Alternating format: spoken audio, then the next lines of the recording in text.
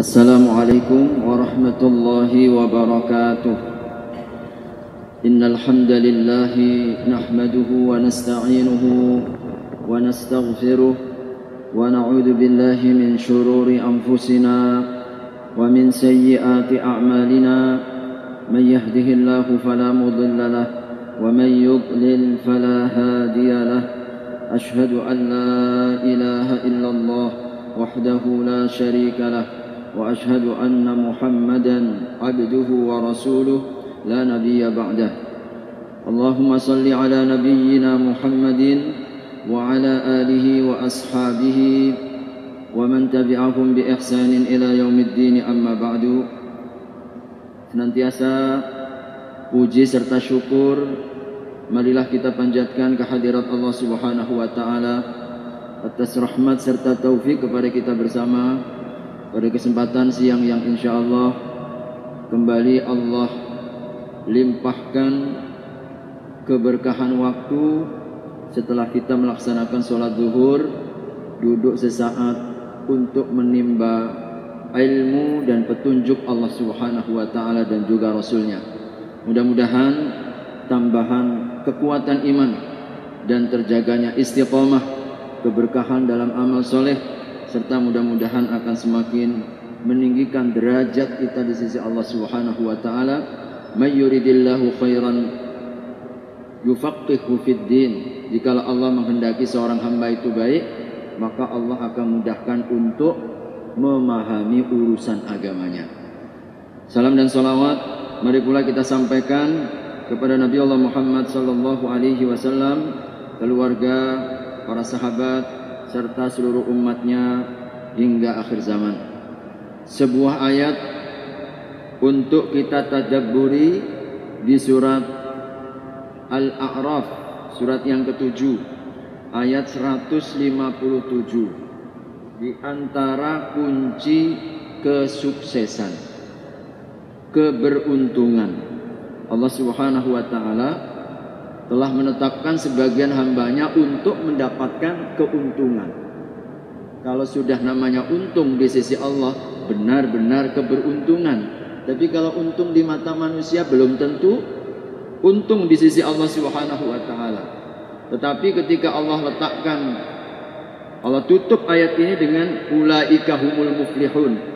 Mereka itulah orang-orang yang beruntung, orang-orang yang sukses, orang-orang yang insya Allah mendapatkan kebaikan demi kebaikan dari sisi Allah Subhanahu wa taala. Adalah di antara sifat-sifatnya, falladzina amanu bihi wa azzaruhu wa nasaruhu wattaba'un nural ladzi unzila ma'ahu ulaika humul muflihun. Ayat ini kaitannya, dan maka orang-orang yang beriman kepadanya. Kepada siapa? Rasul. Mereka yang beriman kepadanya, kepada Rasul. Konteks ayat ini adalah keimanan kepada Rasul. Bentuk orang yang beriman kepada Rasul itu wa'azzaruhu, berusaha untuk memberikan takzir, membackup, menghidup-hidupkan, menghadirkan nilai-nilai yang dibawa dalam kehidupan. Wa nasaruhu, lalu menolongnya, petunjuk-petunjuknya, ajaran-ajarannya.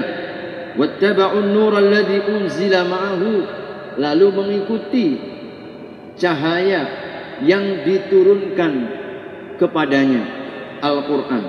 Maka mereka itu ulaika humul muflihun, mereka orang-orang yang beruntung. Hadirin rahimakumullah, ayat ini untuk menjadi standar, introspeksi, tolok ukur bagi setiap diri yang mengaku beriman kepada Nabi. Keimanan kita kepada Nabi ini bagian dari kesempurnaan iman kita kepada Allah. Tidak sempurna iman kita kalau kita tidak mengikut Nabi. Maka selalu dalam Al-Quran digandeng, wa ati'ullah wa ati'ur rasul, asyhadu an la ilaha illallah wa asyhadu anna muhammadar rasulullah. Tidak akan sempurna. Qul in kuntum tuhibbunallah fattabi'uni. Kalau kalian itu mencintai Allah, maka ikuti aku, Rasul sallallahu alaihi wasallam.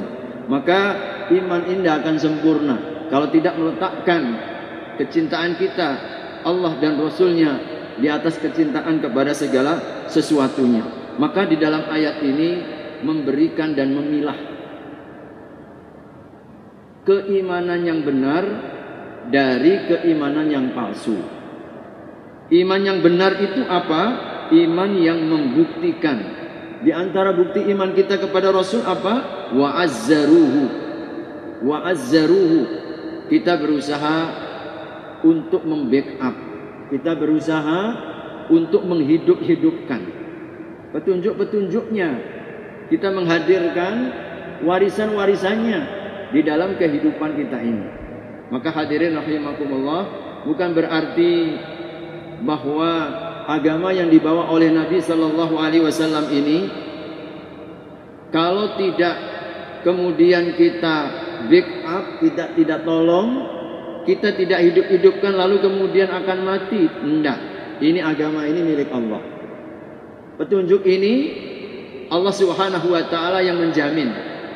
Akan tetapi ketika kita dilibatkan dan ini menjadi bukti keimanan kita, maka ini bentuk kemuliaan. Kemuliaan kita adalah ketika kita kemudian membawa, menghadirkan sesuatu yang Nabi Rasulullah Muhammad sallallahu alaihi wasallam ini dimuliakan. Kenapa Rasul sallallahu alaihi wasallam dimuliakan? Karena membawa petunjuk ini. Huwallazi arsala rasulahu bil huda wa dinil haq. Rasul diutus untuk membawa apa? Membawa petunjuk. Membawa apa? Kebenaran agama ini. Maka ketika ada umatnya yang melibatkan dengan tugas, dengan misi kerasulan, misi menyebarkan hidayah, misi menghidup-hidupkan kebenaran agama ini, menampilkan agama ini, mendakwahkannya, menyerukannya, maka insya Allah kita mendapatkan percikan kemuliaan daripada para utusan. Maka Nabi Allah Subhanahu wa taala di dalam surat Yusuf ayat yang ke-112 Allah mengingatkan di antara ciri kebaikan umat Nabi adalah ketika kita melanjutkan, meneruskan, memperjuangkan nilai-nilai yang diperjuangkan. Qul hadhihi sabili ad'u ila Allah ala basiratin ana wa man ittaba'ani. Katakan wahai Muhammad, ini jalanku yang lurus. Ini jalanku. Jalan apa? Ihdinas siratal mustaqim. Jalan yang mana? Hidayah dan petunjuk yang dibawa oleh Nabi sallallahu alaihi wasallam. Inilah jalan yang telah dirintis oleh Nabi sallallahu alaihi wasallam. Aku dan orang-orang yang mengikutiku. Maka setiap pengikut Nabi, mereka harus membuktikan, benar enggak kita ini menjadi pengikut yang setia? Betul enggak kita ini telah menyatakan sebagai pengikut Nabi, lalu kemudian meneruskan, menyebarkan nilai-nilai yang dibawa oleh Nabi sallallahu alaihi wasallam. Nah, kalau kemudian yang terjadi sebaliknya, merasa menjadi pengikut Nabi, bukan memperjuangkan tetapi melecehkan, bukan memuliakan tapi malah menghina. Jangan-jangan ini hanya pengikut palsu. Ya, dia hanya pengikut palsu. Mestinya pengikut Nabi orang yang memuliakan apa yang dibawa oleh Nabi sallallahu alaihi wasallam. Oleh karena itu hadirin rahimakumullah, 3 kata kunci dalam ayat ini yang disebutkan oleh Allah Subhanahu wa taala. Pertama adalah wa'azzaruhu. Kita berusaha untuk apa? Ta'zir, membackup. Kita harus melakukan melindungi. Wa nasaruhu, kita harus menolong. Tidak hanya itu, wattaba'u, kita harus mengikuti. 3 ini. Kalau kita ingin sukses dan terbukti pengikut kita atau sikapnya mengikut kita kepada Nabi sallallahu alaihi wasallam itu ketika tampak dan tampil 3 bukti ini. Oleh karena itulah hadirin rahimakumullah, agar menjadi ringan, agar menjadi mudah, karena memang tidaklah mudah ya bagi kita untuk membuktikan ini. Setiap pengakuan pasti akan diuji. Kehidupan inilah yang kemudian menjadi ujian-ujiannya. Untuk membuktikan mana-mana mereka yang benar dalam pengakuannya dari yang tidak. Dalam hidup inilah yang kemudian akan membuktikan dari mereka pengikut setia dari pengikut palsu. Ujian yang mana? Ujian dalam kehidupan ini. Maka rentang kehidupan ini adalah proses panjang kita untuk membuktikan kesetiaan kita kepada Nabi Shallallahu Alaihi Wasallam. Dan cukup sederhana dari ayatnya, surat Ali Imran ayat 31, kalau kalian mengaku cinta maka ikuti aku. Jadi bukti cinta itu mengikuti Nabi. Maka setiap petunjuk Nabi, warisan Nabi, nilai-nilai yang diajarkan oleh Nabi yang kita amalkan dalam kehidupan ini akan menjadi bukti-bukti baru tanda cinta kita kepada Nabi. Bukti-bukti baru tanda kesetiaan iman kita kepada Nabi Sallallahu Alaihi Wasallam. Ini yang kemudian membuat kita harus melakukan evaluasi. Apa ya petunjuk Nabi ini yang belum kita hidupkan? Adakah warisan Nabi yang belum kita muliakan? Terlebih Nabi pernah menyampaikan kepada kita, makin akhir agama ini makin terasa asing. Sebagaimana awal pertama kali agama ini hadir. Bada'al Islamu ghariban. Islam pertama dimulai dengan keterasingan. Wa sayaudu ghariban, pun akan kembali nanti dalam keterasingan. Fatubalil ghuraba, maka beruntunglah mereka-mereka yang dianggap asing. Kapan itu? Siapa yang mereka dianggap asing? Yaitu orang-orang yang menghidup-hidupkan sunnah dan petunjuk Nabi, warisan Nabi yang telah dimatikan.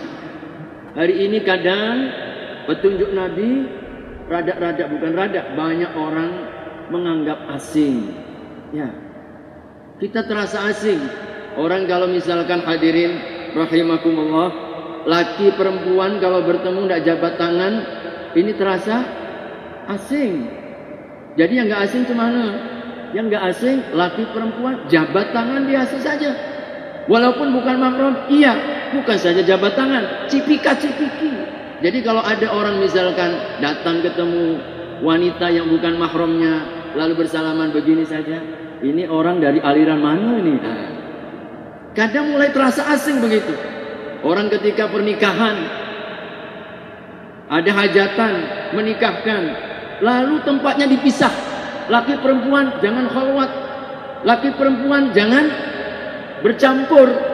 Lalu tidak sedikit kaum muslimin sendiri yang kemudian mereka mencurigai, ini aliran Islam dari mana lagi? Bukan aliran Islam, itulah warisan Nabi. Jangan campur laki perempuan. Ini tentu keadaan yang sudah mulai berubah. Sekarang hadirin, segala sesuatu kalau nggak ada musik kurang afdal.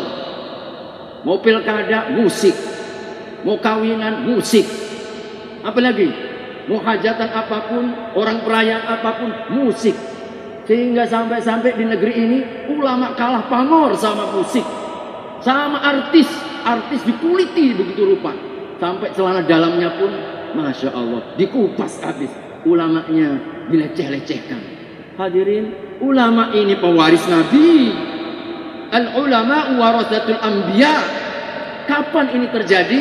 Ketika petunjuk Nabi tidak dihidupkan, ketika warisan Nabi tidak coba untuk dikenalkan, ketika ilmu agama ini tidak ditanamkan, maka yang menyebar adalah kebodohan. Maka orang yang berilmu, meskipun kadang memang terasa dicap, ini aliran baru, memang udah saatnya seperti itu, memang harus tahan-tahan, bersabar.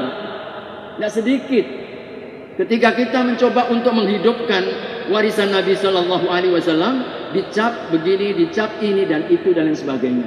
Tetapi memang ini sebagai sebuah proses kembali. Sekarang ini kalau orang menikah tanpa pacaran rasanya asing. Masya Allah, itu mana bisa? Jadi kalau ada orang tua pulang anak perempuannya tengah malam pun tidak masalah. Bahkan tidak sedikit, na'udzubillah, mudah-mudahan insya Allah tidak ada. Tetapi ini sebagai sebuah pelurusan. Jangan sampai adalah orang tua kalau anak perempuan pulang tidak bawa pasangan walaupun tidak sah. Kenapa? Apa aja yang kau buat ini? Kenapa kau nggak bisa menarik laki-laki? Padahal itu yang benar. Hadirin rahimakumullah, mari kita luruskan kembali hal-hal dalam kehidupan ini, dalam kehidupan sosial kita seperti itu, dalam kehidupan ekonomi kita, masya Allah. Sekarang ini rasanya yang namanya menganakkan uang, bunga, apalagi kita sebut rentenir, ini seperti menjadi kebiasaan, bahkan dianggap wajar. Biasalah, mengurangi timbangan biasa, ambil curi-curi sedikit. Ya kapan kita bisa untung kalau kita ini enggak jujur amat begitu. Hadirin rahimakumullah, hati-hati. Jangan sampai kemudian kita yang mengaku cinta Nabi, beriman kepada Nabi Sallallahu Alaihi Wasallam, lalu tanpa kita sadari dengan sengaja karena kebodohan kita mengaku pejuang Nabi Sallallahu Alaihi Wasallam, padahal dalam kehidupan nyatanya banyak hal-hal yang bertentangan. Karena disinilah pentingnya kita untuk mengkonfirmasi kembali, betul nggak ini? Ada nggak ayatnya? Ada nggak hadisnya? Bagaimana petunjuk Nabi terkait dalam masalah ini? Jangan sampai nanti dibolak-balik, yang sunnah jadi bid'ah, yang bid'ah jadi sunnah, begitu. Mana petunjuk agama, mana petunjuk? Ya kalau bukan petunjuk Allah, petunjuk setan kan? Ini kadang menjadi kabur hari ini. Kan akibat apa? Akibat kita tidak konsisten untuk kembali kita kembali ya untuk menghadirkan Nabi Sallallahu Alaihi Wasallam dalam kehidupan nyata. Hadirin rahimakumullah, kalau sudah petunjuk agama ini dilecehkan, maka tidak akan lagi haibah yang membuat kita ini mulia, membuat kita ini disegani, sebagaimana Nabi Sallallahu Alaihi Wasallam jaminkan. 5 di antara kemuliaan umat ini atas umat-umat sebelum kita, nusirtu masirata syahrin, kami dimenangkan oleh Allah Subhanahu wa taala, punya kewibawaan sejarak 100 atau sebulan penuh perjalanan. Jadi orang belum sampai di depan kita, jaraknya sebulan dalam ukuran di zaman Nabi, itu udah pada gemetar, udah pada ciut hatinya, perasaannya sudah gemetar, jatuh down. Karena apa? Wibawanya umat Islam. Kapan itu wibawanya? Ketika merasa izzah dengan agama ini. Itulah kata Umar bin Khattab radhiyallahu anhu, kita ini kaum yang dimuliakan, diizzahkan, ditinggikan oleh Allah Subhanahu wa taala karena kemuliaan agama. Nahnu qaumun a'azzanallahu bil Islam. Lalu barang siapa yang kemudian mengambil kemuliaan, merasa tinggi, merasa istimewa dengan selain produk Islam, maka Allah pasti akan hinakan. Apa yang kita alami saat ini, hingga Masya Allah kita rasakan hari-hari ini, satu bangsa penuh, mulai dari presidennya, mulai dari anggota dewannya, melecehkan begitu luar biasa kemuliaan Nabi Sallallahu Alaihi Wasallam. Oke lah, mereka memang orang yang tidak mengenal Nabi. Mereka orang-orang yang memang tidak kenal dengan Nabi, yang nggak kenal nggak sayang memang. Tetapi evaluasinya bagi kita, jangan-jangan kita ini yang lemah untuk memperkenalkan. Jangan-jangan kita ini hanya mengaku saja selama ini, mengaku cinta Nabi, tapi tidak pernah terbukti.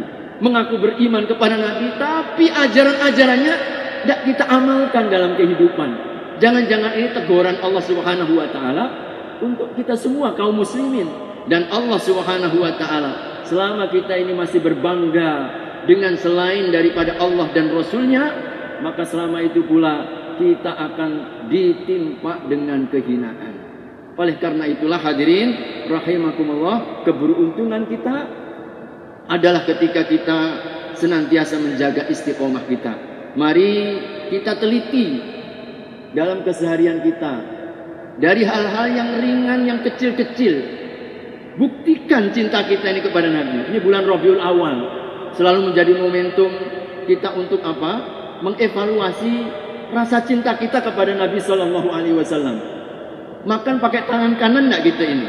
Jangan-jangan ngaku cinta Nabi, bersyair dengan syair-syair Nabi. Ya Nabi, ya Habib, ya Salam, dan sebagainya. Waktu makan pakai tangan kiri pula. Apa ini kita layak disebut cinta Nabi? Nabi nggak pernah pakai tangan kiri. Masya Allah. Hari ini kadang masih banyak kaum muslimin yang membiarkan istrinya terbuka auratnya, membiarkan anak-anaknya terbuka auratnya. Padahal itu yang dilarang oleh Nabi Sallallahu Alaihi Wasallam. Hadirin rahimakumullah, mari kita memiliki sifat ghirah. Kalau ada sesuatu kemungkaran di rumah tangga kita, anak tidak sholat, tegurlah. Istri mungkin tidak taat, luruskan dengan cara yang bijak. Ajarkan anak, contohkan mereka. Mari kita hidupkan sunnah Nabi di rumah tangga kita. Masuk rumah, ucapkan salam agar mereka terbiasa. Itulah yang dilakukan oleh Nabi Sallallahu Alaihi Wasallam. Contohkan dalam sholat. Nabi itu suka kalau sholat sunnah di rumahnya. Untuk apa intinya? Untuk memberikan, mengajarkan. Yang laki-laki datang ke masjid agar memiliki aura. Dari masjid bawa ke rumah, auranya itu aura masjid. Ngaku cinta Nabi tidak pernah hindakkan kaki ke masjid. Sholat jamaah tidak pernah. Nabi nggak pernah tinggalkan jamaah. Nabi Sallallahu Alaihi Wasallam. Bahkan dalam kondisi-kondisi yang sulit. Kecuali pada saat yang sangat berat. Nabi sangat berat sepekan sebelum beliau wafat. Memang tidak mampu lagi beliau untuk melaksanakan. Ini menjadi isyarat orang sakit boleh tidak berjamaah. Tetapi ketika beliau mulai merasa ringan, beliau minta dipapah. Satu di sisi kanan adalah sahabat Ali bin Abi Thalib, sisi kiri sahabat Ibnu Abbas radhiyallahu anhu, papah untuk datang ke sholat subuh terakhir. Bahagia para sahabat tengok Nabi SAW hampir sepekan lamanya nggak muncul di masjid. Tapi Nabi sedikit paksakan. Ternyata ingin mengucapkan selamat tinggal. Sebab waktu duhanya Nabi wafat Sallallahu Alaihi Wasallam. Kalimat yang terakhir diucapkan, ummati as-salah, ummati as-salah. Ini kalau ngaku cinta Nabi, tidak pernah datang ke masjid, malu. Tidak sholat berjamaah, malu. Apalagi orang ngaku Islam, tidak sholat. Masya Allah. Ini betul-betul pengakuan palsu ini. Kita akan dikatakan dusta kau, bohong kau, katanya pengikut Nabi. Ikut maulid subuhnya jam 8 pagi. Kenapa? Kesiangan Pak. Masya Allah. Kemana lah begini? Maka hadirin rahimakumullah, mari warisan Nabi kita pelajari, kita kaji. Alhamdulillah sekarang ini tidak ada lagi alasan untuk kita mengatakan saya tidak tahu. Masalahnya saya bukan tidak tahu, saya tidak mau. Nggak mau tahu kita. Begitu mudah sekarang ini akses kita untuk belajar agama melalui YouTube, melalui website ya. Di genggaman kita semuanya ada. Tinggal mau atau tidak kita ini mencicil. Tiap hari satulah ayat kita baca. Apa ya maksud ayat ini? Ini warisan Nabi. 6.666 ayat. Ini kalau dicicil konsisten, satu hari satu ayat saja, setahun kita udah dapat 360 ayat. 3 juz lebih itu. 3 juz lebih. Ini kadang kita Al-Fatihah sampai sekarang tidak tahu apa maknanya. Apa itu makna ghairil maghdubi alaihim? Tak tahulah Pak Ustaz. Saya kan bukan Arab. Ya Allah, bukan orang Arab. Kita sekarang mau enggak ini? Ada keinginan enggak? Oleh karenanya hadirin, mari kita pacu. Mari kita senantiasa berusaha untuk meningkatkan. Ketika kita meningkat ilmu akan petunjuk Allah Subhanahu wa taala, warisan Nabi SAW, sebab Nabi tidak mewariskan dinar dan dirham. Innal anbiya'a lam yuwarrithu dinaran wala dirhaman. Nabi itu tidak mewariskan dinar, tidak mewariskan dirham, bukan dolar, bukan rupiah, bukan ringgit, bukan rial. Yang diwariskan Nabi walakin warrathahu ilman. Yang diwariskan adalah ilmu. Faman akhadahu faqad akhadha bihaddin wafirin. Maka barang siapa yang mereka berusaha untuk mencari dan mengambil ilmu itu, maka sungguh dia telah mengambil bagian yang sempurna. Maka warisan Nabi ini adalah ilmunya. Karenanya mari kita terus dorong diri kita, ajak anak-anak kita, ajak keluarga kita. Kalau ada televisi, ajarilah tayangan-tayangan bermanfaat yang akan membangun iman, yang akan menanamkan ilmu pengetahuan. Mudah-mudahan dengan cara itu Allah Subhanahu wa taala akan memudahkan jalan kita ke surga. Man salaka tariqan yaltamisu fi ilman sahalallahu lahu tariqahu ilal jannah. Barang siapa yang mereka berjalan, berusaha, berkorban, menyiapkan waktu untuk mencari ilmu, Allah akan mudahkan jalannya ke surga, insyaallah. Barakallahu fikum. Mudah-mudahan muhasabah ini menjadi sebuah nilai manfaat bagi kita dalam rangka kita memastikan untuk terus bermohon kepada Allah agar diberikan istiqomah dan membuktikan rasa cinta kita kepada Nabi sallallahu alaihi wasallam. Amin ya rabbal alamin. Mari kita sempurnakan dengan doa kafaratul majlis.